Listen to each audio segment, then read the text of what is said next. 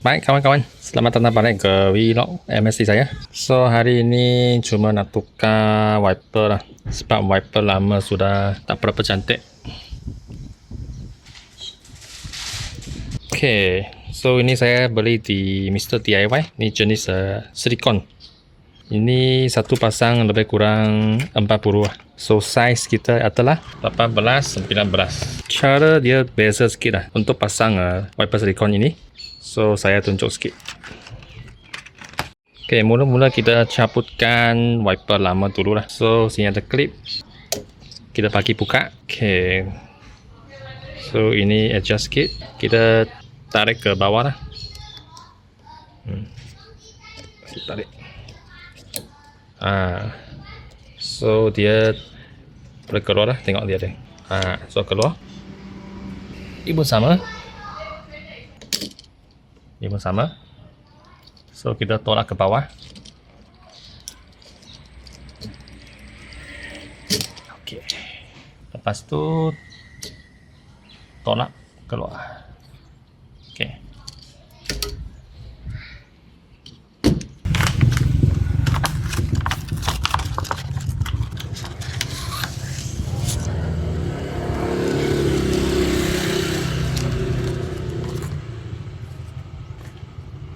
Okay, ini plastik jangan lupa buangkan.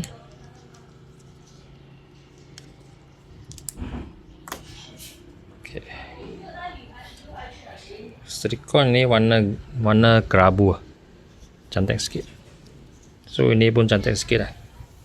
Dia ada bentuk reka bentuk macam ni.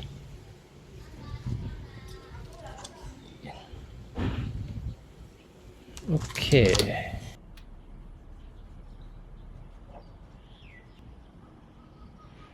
Okay, kita masukkan wiper yang baru. So kita tengok dia macam ada satu longkang lah. Kita ikut je. Kita masukkan. Kemudian tolak di atas.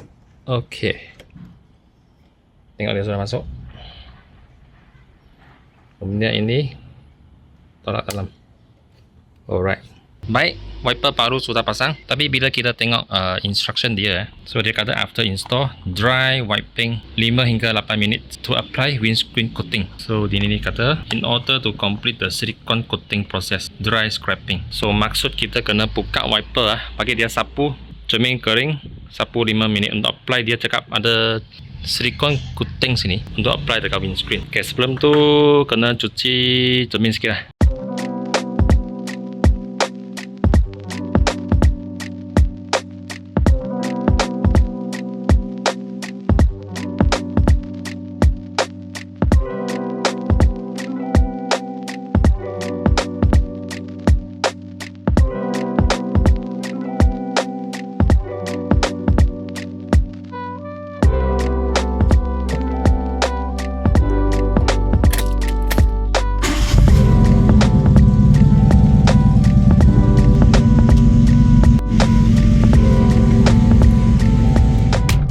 Okay, sudah lepas 5 minit. And then sini boleh lihat dia macam ada kesan coating dia. Rasanya ini kesan.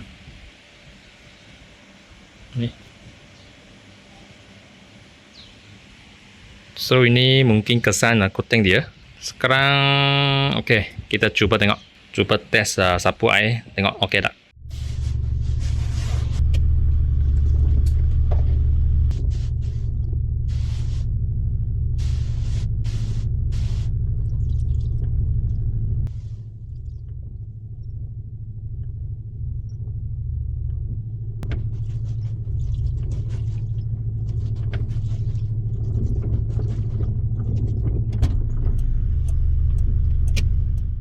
Okey, ini saja untuk video hari ini.